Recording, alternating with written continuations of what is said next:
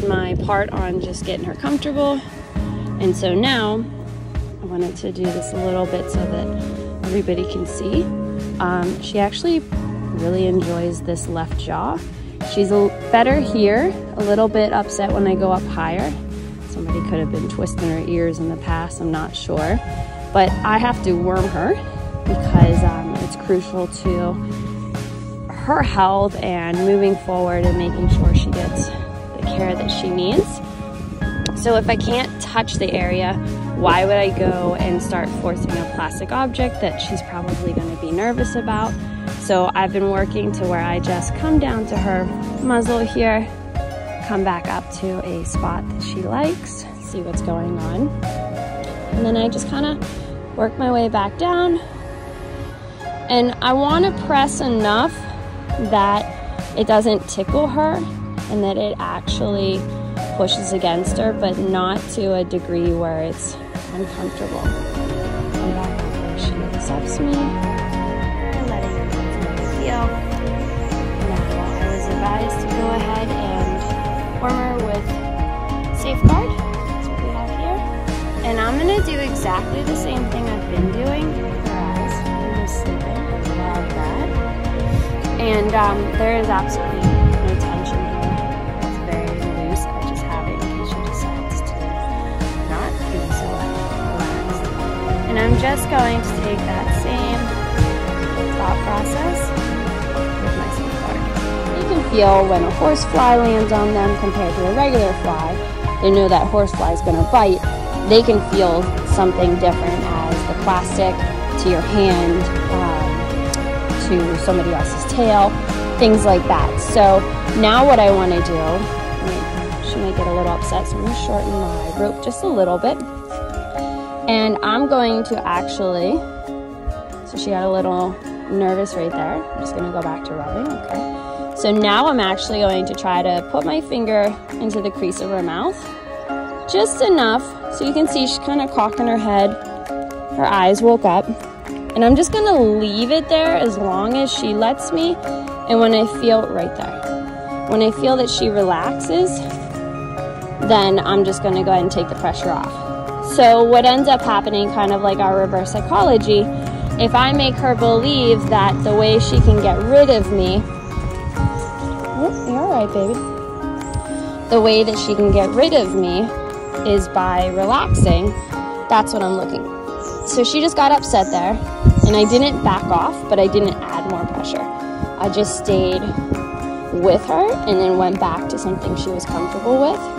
Okay, slide down, push in a little bit, come back out.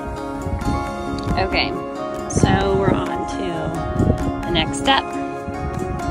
There we go. So I came down. Last time we touched. This time I've just pushed a little bit more and I wiggle my finger just a little bit. And this is also how I would introduce a bit. So come here, sweetheart. Give a couple wiggles here. Perfect. So all I'm gonna do is I'm actually gonna use the halter to kind of help. And I'm just gonna do circles till I get in there a little bit. And then when she opens, I'll back away. Perfect. Oh, perfect. Good girl. Do it again. Start up top. Work my way down. Same process. Just a little bit quicker each time so that we're not here for trillions of hours. Probably touching our tongue at this point because we are, there we go. Now, if you notice, I kept it in there for a little bit longer. So I'm gonna back off. Give her some time to think about that. And then I'll get her wormed. Aw, look at her following. Yes, you're such a good girl.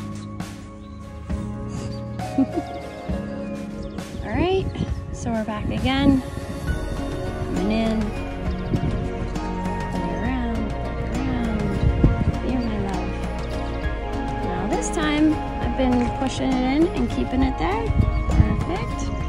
Yeah, not too bad. Good job.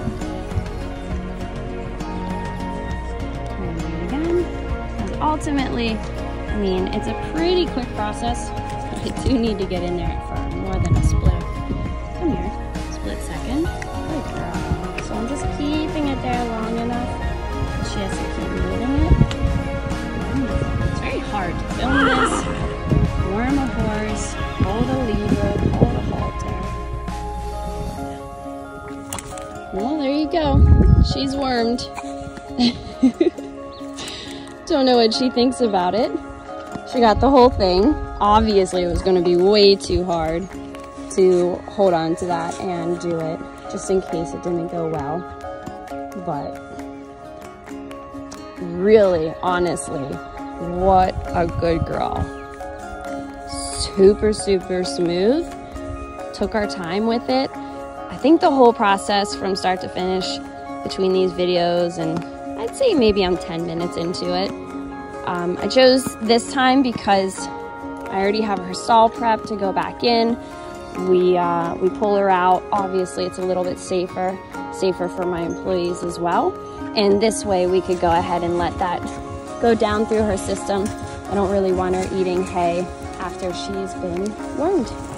It's quite a thick paste. And there's none on here to show you, but all of the worming is meant to go orally. So it goes in their mouth and has to pass through. If they're eating hay or grain afterwards, it can be a choking hazard.